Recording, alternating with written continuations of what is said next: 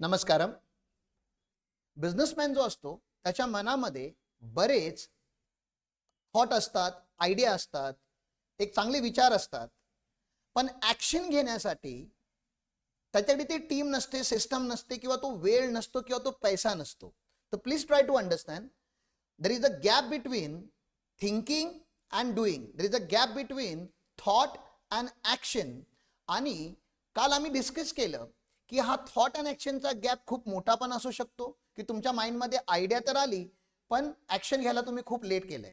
तुमच्या माइंडमध्ये आयडिया आली पण अजून तुम्ही ॲक्शन घेतलेलं नाहीये, लवकरच घेणार पण घेतली नाहीये. मला तुम्हाला विचारायचं आहे, जोपर्यंत तुम्ही तुमच्या आयडियांवरती काम करणार नाही, ॲक्शन घेणार नाही, तोपर्यंत रिझल्ट तर मिळणारच नाहीयेत. त्यामुळे ओव्हर थिंकिंग न करता आयडिया आणि ॲक्शन हे जवळ आले पाहिजेत. आयडिया आणि ॲक्शन ह्या एक्झिक्यूट झाल्या पाहिजेत. आयडिया आणि ॲक्शन इम्प्लिमेंट झाल्या पाहिजेत.